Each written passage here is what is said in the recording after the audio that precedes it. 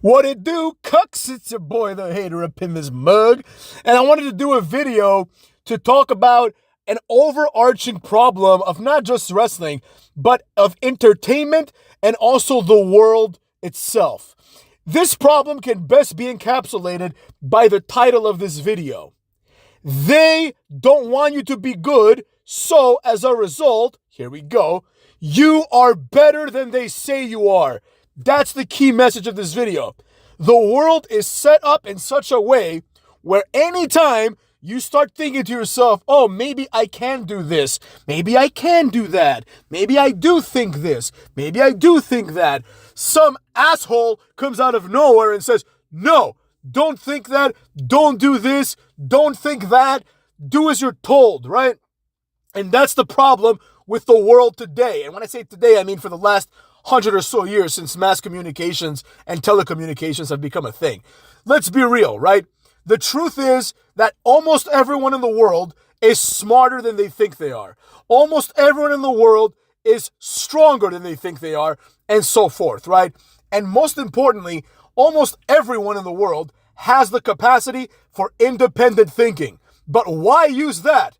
That comes with a lot of problems, right? If you think independently, that means that you have to go against the grain sometimes. And looky, milk and cookie. Nobody taught you how to do that. You never realized the benefits and the risks of going against the grain. You are a grain follower. You may as well not even be, right? Because there's millions of others like you, right? If you're out there parroting the same opinions as everybody else, you have to ask yourself two questions. Number one, do I really believe these things? The probability that you agree with everyone on everything is very, very low, right?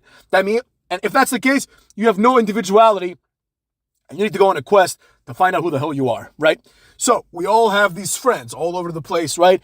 The people that, like, no matter which way the wind is blowing, they happen to be blowing that way as well, right? They never blow against the wind, and that's fine. The world is mostly full of people like that. People that fall in line, people that believe what they're told to believe, that feel what they're supposed to feel, and people that don't even have the capacity anymore to look at themselves in the mirror and think, what opinions do I hold that are my own? Now, the hater, luckily, figured this out early in age, so therefore, I am well equipped to make these points, right?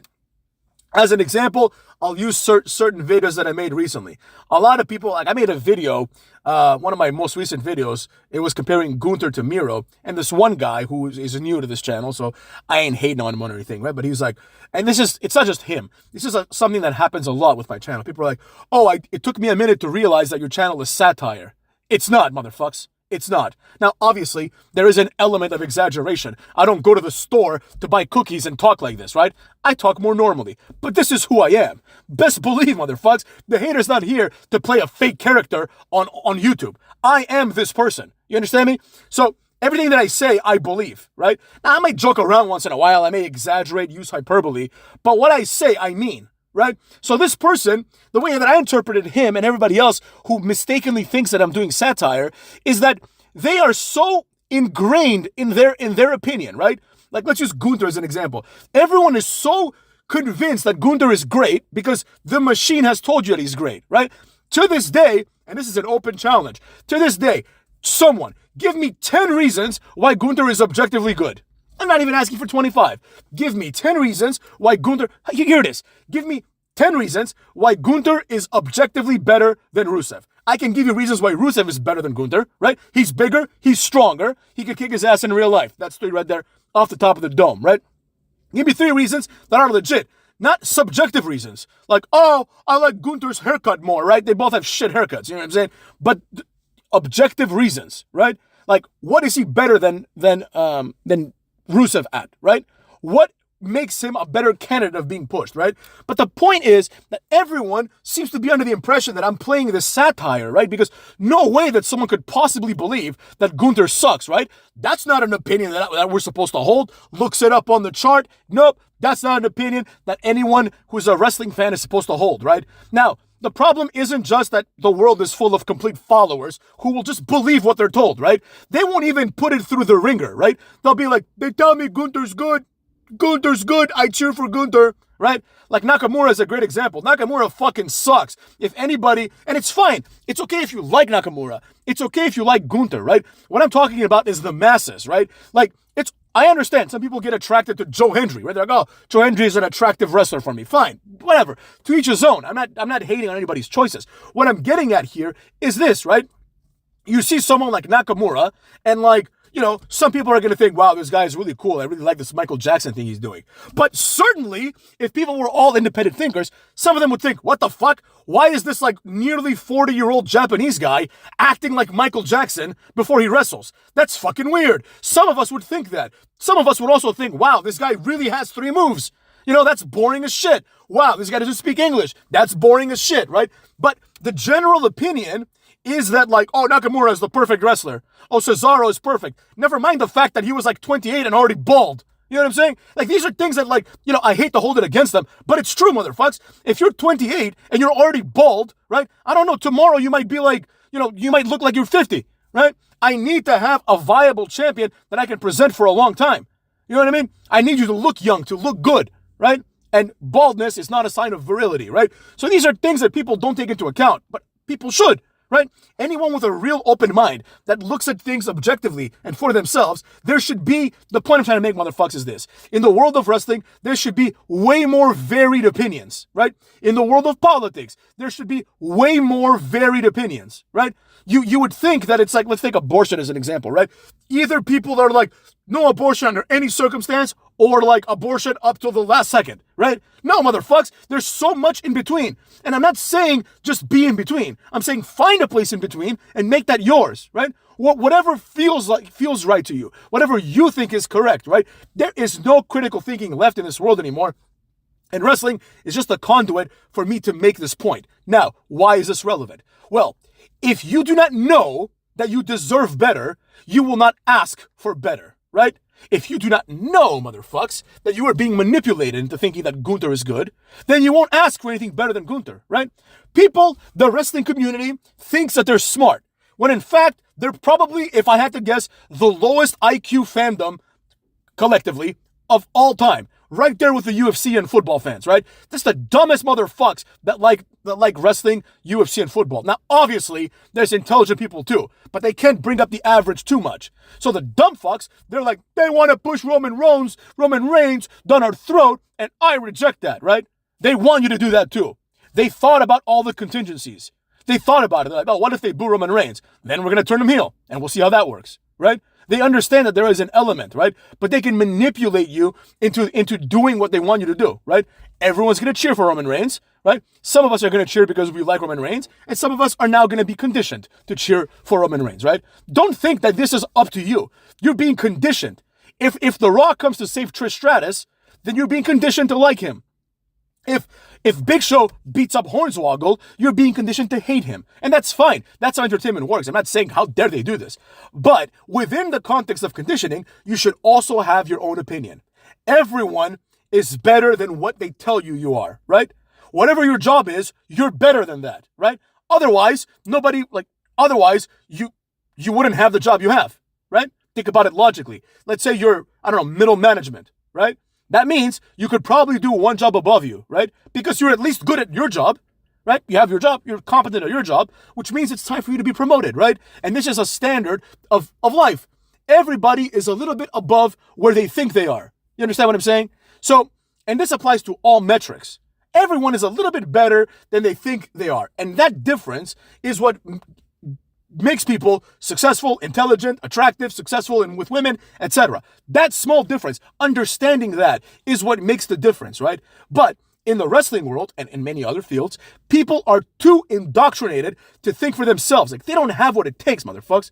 They don't have what it takes. They don't know what's good or what's not, right? They're just another person who will go out there and literally they will regurgitate horse shit like Kenta Kobayashi is one of the best wrestlers of all time. No, he isn't, motherfuckers. No, he isn't. I watched some of that old shit. It's like Mitsuharu Misawa. It's like every move is a botch. These guys, like, they can barely lift each other. It's a bunch of fat Japanese dudes who have, like, no athleticism. They do these shitty moves. They fail, like, 90% of the time. And the failed moves become new moves. Like, it's like he tries to do a Tiger Driver, fails, and now it's called a Tiger Driver 91. You know, it's just a failed move. A botched move becomes a move now because that's all he can do. He can't lift the guy all the way up. That's what I'm getting at, right? There are standards, and then you have your eyes, right? I can convince you, people can convince you to eat shit and think that it's good, right? We see this all the time, motherfucks. No disrespect to any of my Ethiopian viewers, because the hater actually does enjoy Ethiopian food. But if you look at that shit, it's like, here's some bready nonsense, right? And here's like 9 dips. This dip is brown, that dip is orange. You're just dipping your bread into food, and people are like, yeah, isn't this delicious? And people, because they don't have the moral courage to say, fuck no, it's not delicious. I'd rather have a pizza than this fucking slop. It's literally slop served with like soft bread. It's slop, motherfucks. Have some, like, blue cheese is another one. So people don't think that I hate the Ethiopians. Blue cheese, which comes from France, right? It's fucking cheese with mold on it, motherfucks. Yeah, you might like the taste, but think about what you're doing. You're eating mold. Someone convinced you that eating mold makes you fancy. Think about that shit for a second. Think about the things that you do, cucks. You get what I'm coming from? You know, and this comes down to, just like I said a minute ago, moral courage. For the last example, I will leave you motherfucks with this. You know when you go to the mall sometimes, and typically, like in the mall that I used to go to, it was these Israelis that would try to sell these like skincare products made from like minerals from the Dead Sea or some horseshit, right? And they have this very like aggressive sales approach, right? Where they're like, excuse me, do you have a moment to like learn about the Dead Sea, right? And they're very persistent. And now people are like, they don't have a choice. This is a sales technique. They don't have a choice but to say like, yeah, show me what you got. And then the person spends like 20 minutes showing you skincare shit. And then you're like, oh man, like you spent all this time. Like I feel bad, you know. It's called reciprocity. Look it up, cucks. And you're more likely to buy something, right? Now, another format of this is, hey, do you have a moment for this? You know, like for a petition or something. Hey, do you have a moment for that?